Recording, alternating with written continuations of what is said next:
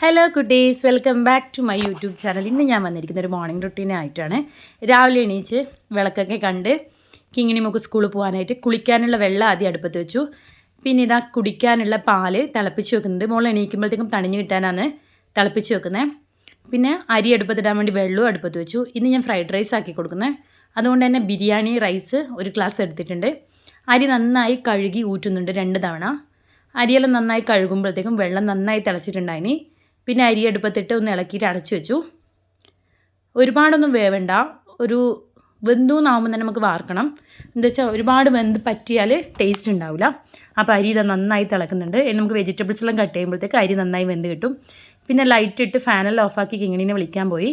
കിങ്ങിണി അമ്മയെ ഒരു 5 മിനിറ്റ് എന്നെല്ലാം പറയുന്നുണ്ട്. എന്നാലും എണീക്കെന്നെല്ലാം പറഞ്ഞ് ഉമ്മയെല്ലാം കൊടുത്ത് വിളിക്കുമ്പോഴത്തേക്ക് എണീറ്റു.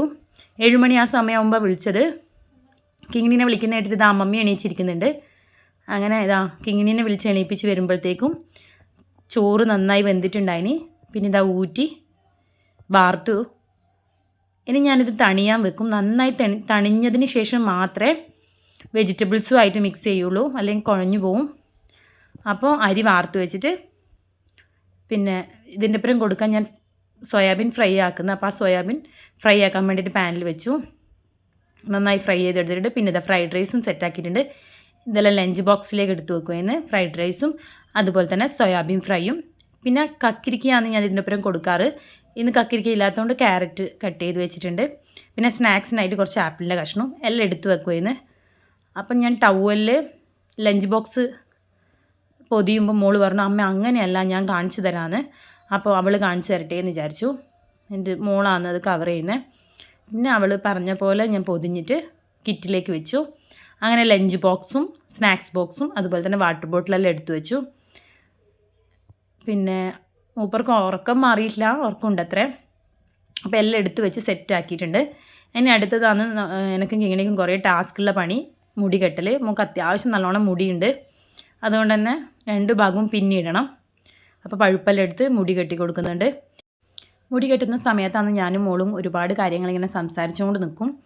ഇപ്പം പ്രധാനമായി സംസാരിക്കുന്ന അമ്മയെ ഉത്സവമാവാനായില്ലേ, കുറേ ദിവസം ലീവ് എടുക്കണ്ടേ, എത്ര ദിവസം ഞാൻ ലീവ് എടുക്കണം എന്നെല്ലാമാണ്. ഞാൻ പറഞ്ഞു ഉത്സവത്തിന് എന്താ സ്കൂളിൽ പോയി വന്നിട്ട് വൈകുന്നേരമല്ലേക്ക് ഇങ്ങനെ ഉത്സവമെല്ലാം പറഞ്ഞിട്ട് ഇങ്ങനെ നിൽക്കുമെന്ന്. അമ്മ എല്ലാവരും വരൂ ഉത്സവത്തിന്, അങ്ങനെ ഇങ്ങനെയെല്ലാം.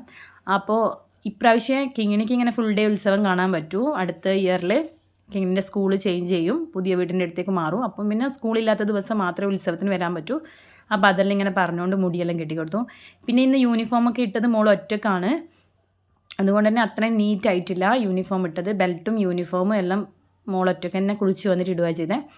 അങ്ങനെ മുടിയൊക്കെ കെട്ടി റിബണൊക്കെ കെട്ടി ഹെയർ ബാൻഡൊക്കെ വെച്ച് ഷോക്സ് ഇട്ട് ഷൂസൊക്കെ ഇട്ട് കൊടുത്തു.